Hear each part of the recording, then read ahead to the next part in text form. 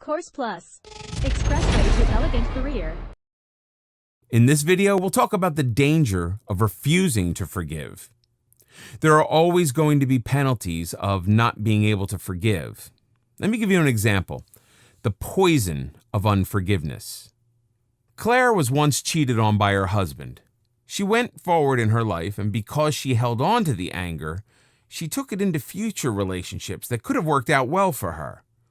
Before men were able to prove their love for her, her anger made her act in a way that actually drove them away. You imprison your heart when you cannot forgive. Claire found herself going through the pockets of her partner. She found herself looking for problems even if there were none, because she was unable to accept that people could be good to her. By doing so, she diminished herself and made herself less valuable as a partner. Annie, on the other hand, looked at the situation from a different stance. She loved her husband and accepted, after the initial pain, that she had contributed in some way towards the breakdown of her marriage. Instead of being bitter, she used her experience to learn how to become a better person in the future.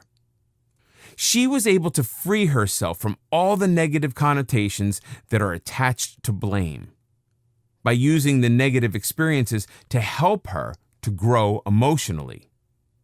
The imprisonment of unforgiveness.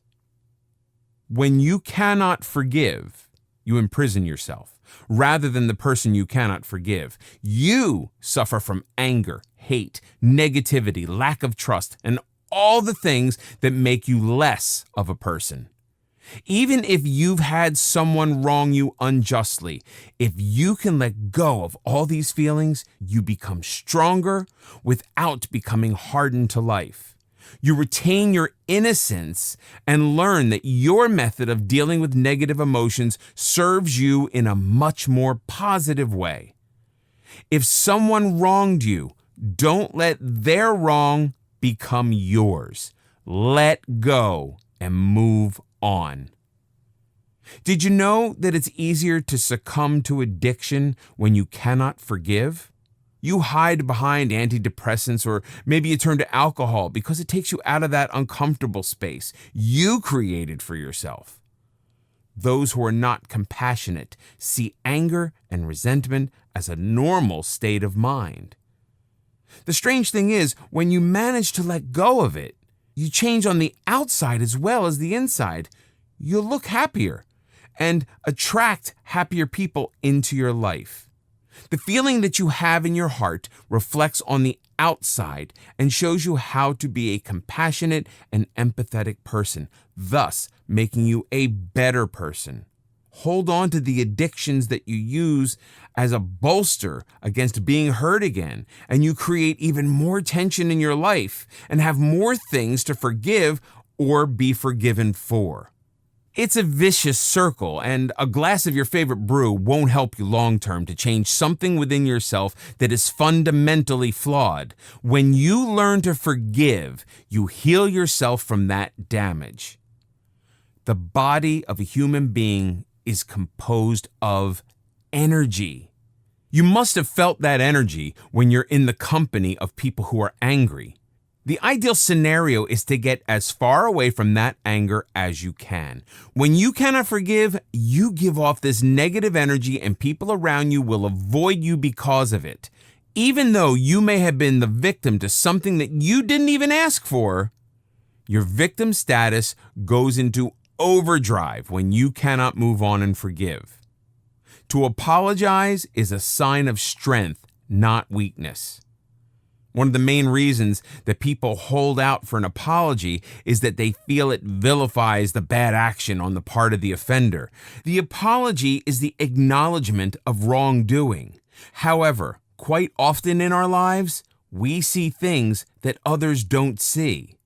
Ian explains this very well when he talks about his father. Ian felt most of his life that he didn't live up to the expectations of his father. The anger that he carried with him went on for years. During the years of growing up, Ian wanted his father to apologize for all the things he had put Ian through as a child. The fact was that Ian's father wasn't even aware that he had done anything wrong. The fact is that people don't always realize their sins. Ian had built up this anger towards his father that was unreasonable. And here's the irony. When Ian himself became a father, he realized that he was doing the exact same thing to his son. It wasn't ill treatment at all. These actions were taken out of care for his son. When he managed to get all of this into perspective and let go of his bitterness, he managed to forgive his father and attempt to make the relationship a much stronger one. When you can't forgive, you make your own life a misery, and much of the time, those who wronged you are quite happily going about their lives blissfully unaware of all the negative thoughts you have in your mind. That's why it's so important to voice out and let go. Try it today. Call someone who you have lost contact with simply because you could not forgive them. Make sure to focus on the conversation around them, not you. You will begin to see that life isn't one-dimensional. If you have problems with this exercise, then I would suggest that you practice meditation because it will help you to let go of all the negative feelings you feel towards life and see things from a different perspective. You will become less introspective and will be able to accept comments from others without laying judgment upon them. That helps you to be able to embrace compassion in a way that you may not have been able to do before. When you do, your whole life changes for the better.